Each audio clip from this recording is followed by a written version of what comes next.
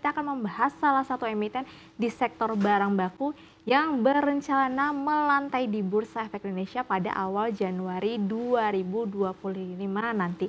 Nah, kira-kira dari PT Delta Giri Wacana Tbk atau dengan kode emitennya DGWG, berapa banyak sih saham yang akan ditawarkan dan juga tanggal-tanggal efektifnya? Ya, kalau kita lihat untuk Delta Giri Wacana Tbk atau dengan kode emitennya DGWG di sini di mana menawarkan harga IPO-nya sebesar Rp420 per lembar saham hingga Rp620 per lembar saham. Kemudian untuk penawaran awalnya sudah lewat ya kemarin pada 2 Desember hingga 16 Desember, di mana nantinya untuk penawaran umum akan jatuh di awal Januari di 2 Januari hingga 8 Januari 2025. Dan untuk penjatahan efeknya jatuh di 8 Januari 2025, distribusi sahamnya di esok harinya di 9 Januari 2025, dan untuk listingnya nanti akan jatuh pada 10 Januari 2025. Dan kalau kita lihat di sini jumlah saham yang ditawarkan perseroan cukup besar ya, di sekitar 25% atau sekitar 1,7 miliar lembar saham. Dan untuk potensi pendanaan dari perseroan nanti yang akan didapatkan sekitar 700 miliar rupiah hingga 1 triliun rupiah. Dan kalau kita lihat untuk potensi market cap-nya nanti berkisar sekitar 2,8 triliun rupiah hingga 4,1 triliun rupiah. Nah, kira-kira untuk penjamin emisinya siapa saja nih? Ini biasanya menjadi acuan bagi investor dan juga trader, kira-kira penjamin emisinya memiliki track record yang cukup baik atau tidak ya untuk pengerjaan dari IPO.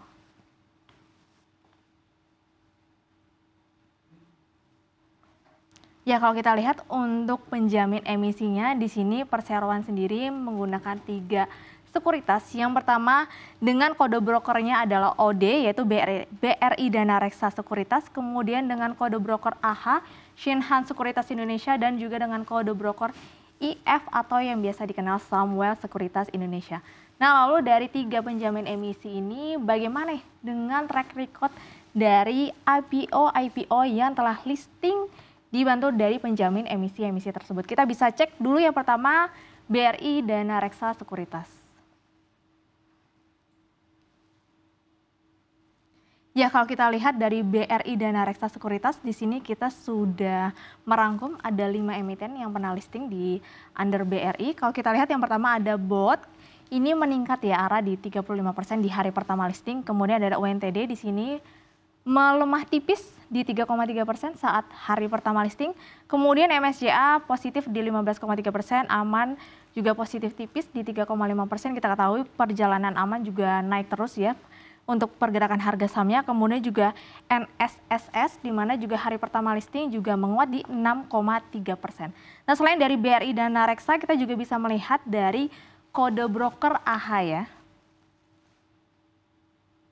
Ya, kalau kita lihat dari AH atau Shinhan Sekuritas Indonesia, di sini ada Suri, di mana Suri juga melemah 4,7% di awal listing.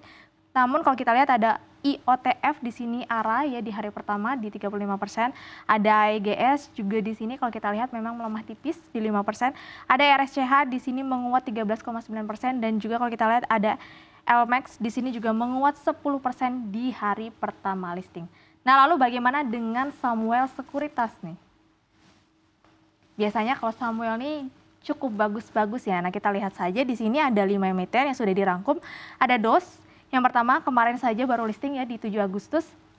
Di mana hari pertama listing DOS juga mencatatkan ARA 35%, Golf juga ARA di 35%, Live juga kalau kita lihat positif di 17,6%, kemudian ada ALII ya di ARA juga 25%, kemudian juga ada Vogue di sini juga menguat di 13%. Jadi kalau kita lihat dari 3 penjamin emisi tadi ada BRI, Shinhan dan juga Samuel Sekuritas memang secara dominan mencatatkan penguatan saham-saham IPO-nya di hari pertama listing. Jadi tidak menutup kemungkinan nanti Delta Giri Wacana atau DGWG juga tidak menutup kemungkinan akan menguat di hari pertama listing.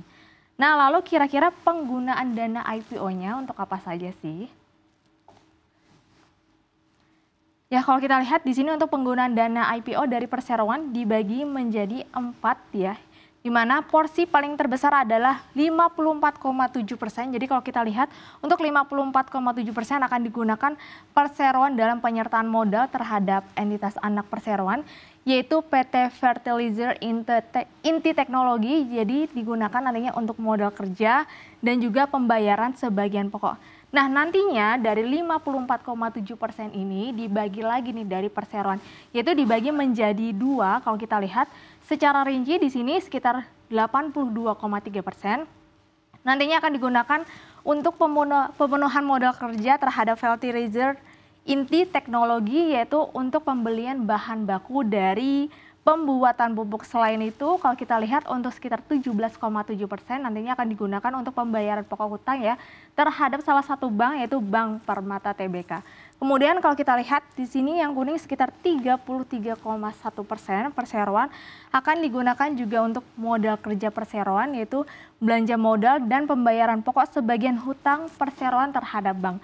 Jadi kalau kita lihat dari 33,1% ini juga dibagi lagi oleh perseroan, yaitu menjadi tiga. Yang pertama 43,9% untuk digunakan untuk pemenuhan modal kerja untuk rencana pembelian bahan baku pembuatan pestisida.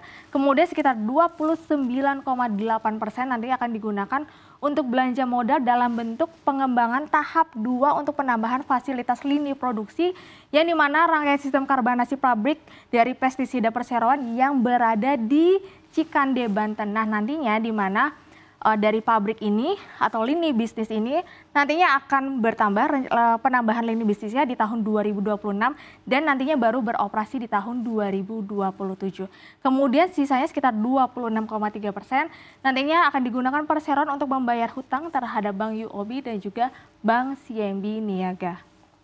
Nah, kemudian kalau kita lihat di sini yang orange 8,9%, yaitu nantinya akan digunakan untuk penyertaan modal terhadap entitas anak juga namanya Dharma Guna Wibawa, yang dimana digunakan untuk membayar sebagian pokok hutang kepada bank. Jadi kalau kita lihat banknya nanti ada Bank CIMB Niaga, Bank Maybank dan juga di sini ada Bank SMBC. Kemudian sisanya kalau kita lihat yang warna purple di sini sekitar 3,3%.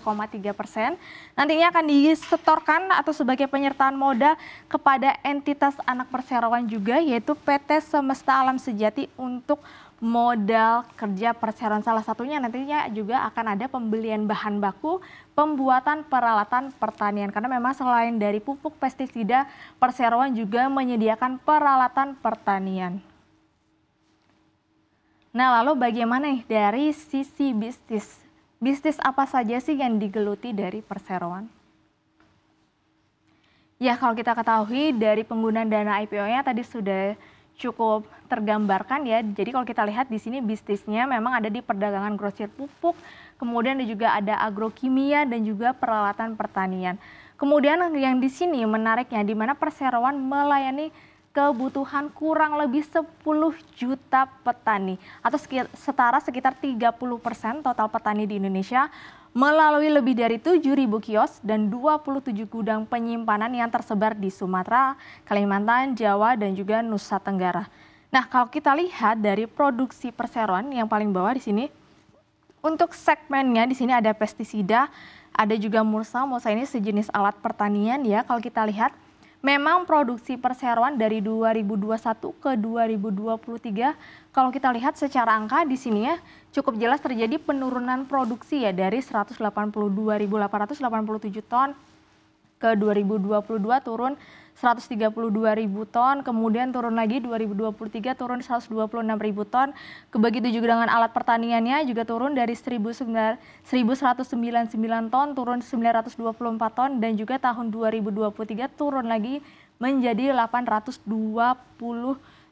ton. Nah, selain dari bisnisnya kira-kira produk-produknya apa saja sih, kita juga bisa melihat nih. Produk-produk yang memang ditawarkan oleh perseroan. Ya, kalau kita lihat di sini memang produknya banyak ya, dari merek-mereknya, dari pupuknya, pestisidanya, dan juga alat pertanian. Jadi kalau kita lihat memang perseroan tidak hanya menjual satu jenis saja, tapi dari pupuk saja kita bisa lihat secara gambar di sini ada sekitar 3-6 varian ya, begitu juga dengan pestisidanya dan juga dengan alat pertaniannya.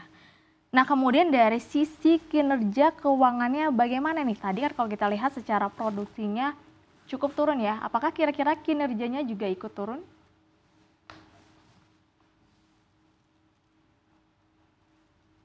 Ya, yang pertama kita lihat dari sisi penjualan lebih dulu ya. Kalau kita lihat tadi memang secara produksinya turun, tapi secara penjualannya meningkat justru. Dari 2021 ke 2022 meningkat sekitar 22%, yaitu dari 1,38 triliun menjadi 1,68 triliun. Kemudian meningkat lagi tahun 2023, 80,2% menjadi 3 triliun rupiah. Namun sayangnya semester 1 2024 justru turun nih penjualannya, yaitu turun 6,4% dari 1,58 triliun menjadi 1,48 triliun. Tapi di sini ada yang cukup aneh juga ya, walaupun penjualannya turun justru laba bersihnya meningkat ratusan persen. Nah, kita bisa cek di slide selanjutnya laba bersih dari perseroan.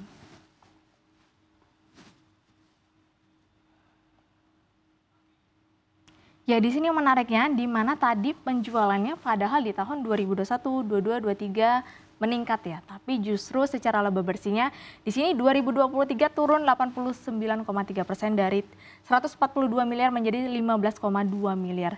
Namun yang kita perhatikan di mana tadi penjualannya pada semester 1 2023 ke 2024 itu di mana penjualannya tadi turun sekitar 6,4%. Tapi justru perseroan mampu mencatatkan laba bersih atau meningkat sekitar 169,7%.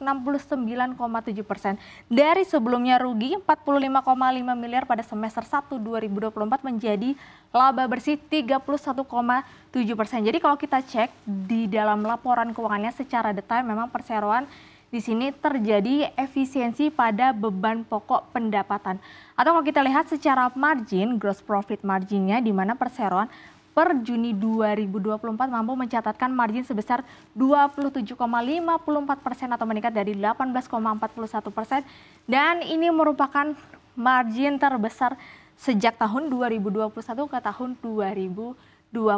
Kemudian kalau kita lihat dari sisi debt equity ratio-nya dari modal terhadap hutang perseroan, di mana hutang perseroan kalau kita lihat DER-nya memang sudah berada di angka 1,07 atau sudah lebih dari 100% ya, yang menandakan memang hutangnya cukup besar. Tapi kita ketahui tadi rencana IPO-nya sebagian digunakan untuk pembayaran hutang. Harapannya nanti DER-nya bisa di bawah 100%. Kemudian dari sisi rasio interest coverage ratio atau ICR-nya selama 12 trailing months, kalau kita lihat dari prospektus di Juni 2024, di mana ICR-nya atau interest coverage ratio-nya masih berada di angka yang cukup baik atau aman di 3,54 kali. Nah, kemudian selain dari pendapatan laba bersih, kita juga harus melihat kontribusi pendapatan terbesar dari mana saja nih. Karena memang ada salah satu pelanggan yang berkontribusi pendapatan lebih dari 10%.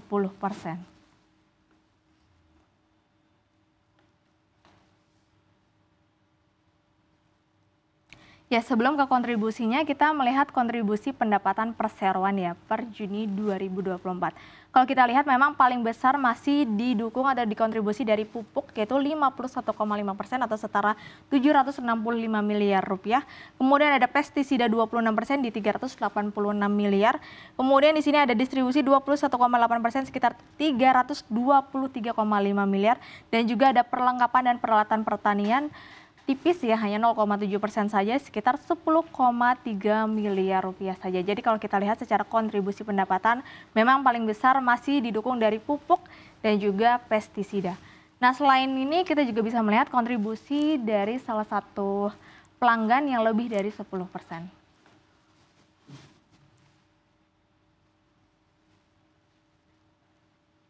Ya, kalau kita lihat di mana perseroan ini memiliki salah satu pelanggan yang cukup loyal ya. Kalau kita lihat namanya PT 3 Generasi Mandiri, ya, di mana untuk PT 3 Generasi Mandiri ini tidak terafiliasi ya dengan perseroan dan juga memang berstatus sebagai distributor eksternal. Jadi kalau kita lihat PT 3 Generasi Mandiri ini memang kontribusinya terhadap perseroan pendapatannya lebih dari 10%. Di mana kalau kita lihat memang secara kontribusinya sempat turun ya, memang turun ya. Kalau kita lihat 2021 3 Generasi Mandiri berkontribusi 31,4%, 2022 turun ya 23,5%, dan di 2023 juga turun kembali di 11,3%. Tapi memang hingga saat ini 3 Generasi Mandiri masih berkontribusi besar terhadap perseroan atau lebih dari 10% pendapatan perseroan. Nah selain itu valuasinya bagaimana nih kira-kira? Secara kinerja cukup baik ya, ada turnaround, tapi bagaimana dengan valuasinya? Ya kalau kita lihat price book value-nya perseroan mencatatkan di angka 2,1 hingga 2,4 yang menandakan bahwa investor harus membayar 2 kali lebih mahal dibandingkan dengan harga kewajarannya. Kemudian kalau secara sektoral kita lihat price earning ratio-nya juga cukup tinggi ya secara di lini bisnisnya di 30,3 hingga 44,7. Yang kalau kita lihat dari kompetitor di bisnis yang sama yang sudah listing itu ada PT BC International Tbk atau dengan kode emitennya BC, di mana PBV BC itu masih 0,98 yang menandakan bahwa memang price book value dari DGWG ini cukup over value ya, begitu juga price earning ratio-nya. BC hanya mencatatkan 6,98 kali untuk PE-nya, sedangkan DGWG di 30 hingga 40-an, jadi memang secara harga kewajaran dan juga sektoral memang terbilang cukup premium nih harga dari IPO DGWG. Ya kemudian yang menariknya kita lihat memang secara valuasi sedikit lebih mahal, tapi secara kinerja tadi ada cukup pembalikan dari kerugian hingga menjadi laba bersih. Dan yang menarik salah satunya di mana ada swasembada dari pemerintahan saat ini, di mana Presiden Prabowo sendiri mendorong swasembada pertanian dan juga pangan ya. Jadi kalau kita lihat memang saat ini Presiden sedang mencoba untuk menghentikan impor dari beras, gula, garam, dan juga jagung pakan ya. Jadi kalau kita lihat di mana nantinya penyetopan impor tentu saja untuk memaksimalkan hasil pertanian di Indonesia. Kalau nanti hasil pertanian Indonesia ini meningkat, otomatis permintaan terhadap pupuk dan juga pestisida tentu saja juga meningkat. Dan tidak menutup kemungkinan DGWG juga nanti akan ikut peran serta ya dalam hal ini. Dan tentu saja bisa mendorong kinerja perseroan ke depannya, terutama untuk selama pemerintahan di Prabowo dan juga Gibran.